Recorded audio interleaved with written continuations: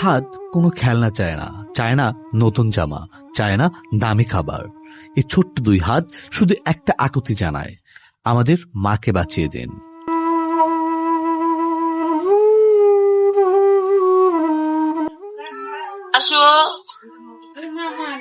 মা ডাকে ওদিন মেডিকেল মা বলো বাবা, ওদিন মা ডাকে মা আল্লাহ মার। আমার প্রথমে একটা টিউমার ছিল ব্রেস্টে, টিউমার ওইটা ডাক্তারকে দেখানোর পরে ডাক্তারে প্রথমে দিছে যে রিপোর্ট করতে বলছে, টেস্টের মাধ্যমে ধরা পড়ছে 2024 সালে লাস্টের দিক যে আমার cancer, breast cancer. Liver biopsy করে পরে ওইখানে শনাক্ত হইলো যে আমার লিভারে চলে গেছে ক্যান্সারটা। তো এখন আমাকে ডাক্তার বলছে যে স্টেজ 4 ক্যান্সার, আমার ব্রেস্ট ক্যান্সার স্টেজ 4 লিভারে চলে গেছে। আমি আমার বাচ্চার জন্য বাঁচতে চাই, ওদের জন্যই লড়াই করতেছি। অ্যাডভান্স স্টেজে চলে গেছে, যেটা অনেক বেশি গাড়ায় গেছে আমার। এই জন্য দিছে যে এখন যে কেমন দিতে বলছে এগুলো এত দাম যে আমার পরিবারের পক্ষে এটা সম্ভবই না, কারণ আমরা অলরেডি অনেক টাকা পয়সা শেষ করে ফেলাইছি অনেক দিয়া, যে আমাদের পরে আর নাই। পরে এখন এই যে এখানে আসছে যে মানুষের কাছ থেকে টাকা চাই আছে, এই করে আমাদের এলাকার মানুষ এই করে আমি এখানে আসছি। আখি আক্তার, বয়স মাত্র 25 বছর। কামরাঙ্গীর চরের এই তরুণীর সংসারে ছিল ভালোবাসার 2 সন্তান, আরাফ ইসলাম আয়ান ও ছোট্ট আইজান। কিন্তু 2024 সালের ডিসেম্বরেই বদলে যায় সবকিছু। আখির শরীরে ধরা পড়ে ব্রেস্ট টিউমার। চিকিৎসা চলতে চলতে সেটি রূপ নেয় ক্যান্সারে। স্ত্রীকে বাঁচাতে জসিমউদ্দিন রতন নিজের জমানো টাকা সম্পদ সবকিছু খরচ করেন, কিন্তু চিকিৎসায় খরচের কাছে একসময় নিঃস্ব হয়ে পড়ে পরিবারটি।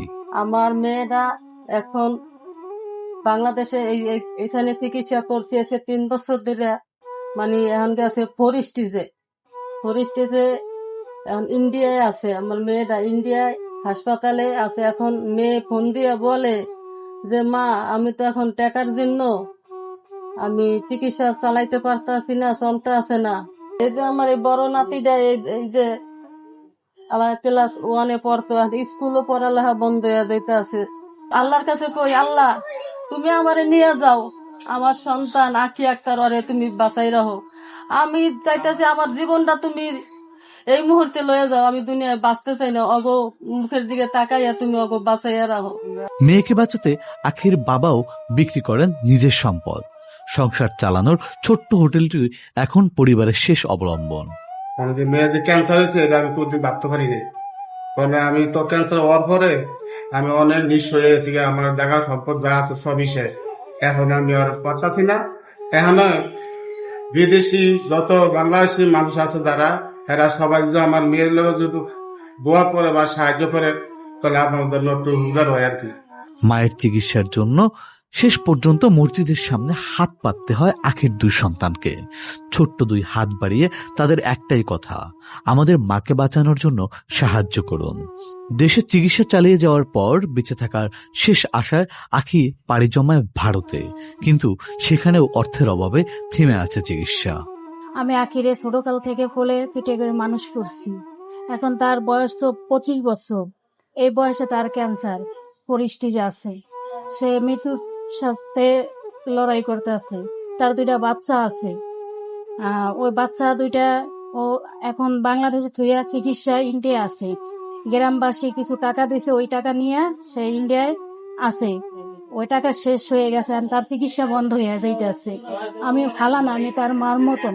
আমাকে ফোন দিয়ে বলে, খালা আমি বাঁচতে চাই, আমার 2টা সন্তান আছে, সন্তানের মুখে দিকে তাকাইয়া আর বলতে আছে যে তোরা সবার কাছে সাহায্য চা আমার জন্য, আমার জীবনটা বাঁচা। তখন আমার মার মতনই লাগে। আমি তো মা পালছি ছোটকাল থেকে। আপনারা দেশ ও দেশের বাইরে যারা আছেন, আমার বাগ্নেরের দিকে তাকাইবেন, তার 2টা সন্তানের জন্য কাছে অনুরোধ করতে হাত জোর করে বলছি, ওরে বাঁচান। একদিকে বাংলাদেশে বসে মেয়ের জন্য কাঁদছেন আখির মা, আর দূর ভারতে থাকা মাকে ভিডিও কলে রেখে নির্বাক 2 শিশু। মাকে ছুঁতে পারে না, জড়িয়ে ধরতে পারে না, শুধু স্ক্রিনের ওপাশে তাকিয়ে থাকে। আখির এখনো বাকি 8 থেকে 9টি কেমোথেরাপি। চিকিৎসা চালিয়ে যেতে প্রয়োজন প্রায় 70 থেকে 80 লক্ষ টাকা। শুধু কেমোথেরাপির জন্যই দরকার প্রায় 5 লাখ টাকা করে। সময় ফুরিয়ে আসছে, তবুও আখি বাঁচতে চান, নিজের জন্য নয়, তার 2 সন্তানের জন্য। তিনি আবার ফিরতে চান সন্তানদের কাছে, আবার শুনতে চান সেই ডাক, মা। হয়তো আপনার সহযোগিতাই হতে পারে এই পরিবারের শেষ আশার আলো।